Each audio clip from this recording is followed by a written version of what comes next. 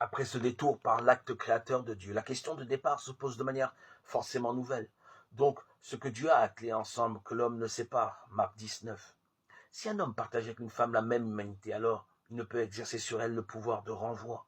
Inversement, si une femme est avec un homme une unique chair d'humanité, alors elle non plus ne peut exercer sur lui le pouvoir de renvoi. Qui renvoie sa femme et se marie avec un autre, il est adultère envers elle.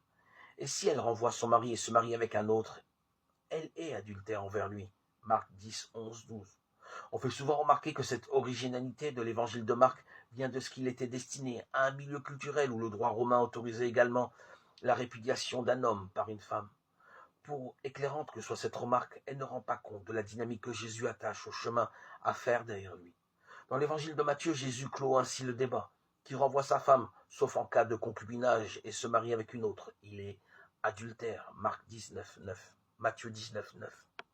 L'acte posé par l'homme est déclaré illégitime, et il est moralement qualifié de faute. C'est un adultère. Dans l'évangile de Marc, en revanche, Jésus jette en avant de notre humanité sexuée la nouveauté d'une fraternité qui attelle ensemble l'homme et la femme. Le mot adultère qualifie alors la blessure que porte à cette fraternité toute envie désordonnée de l'un envers l'autre.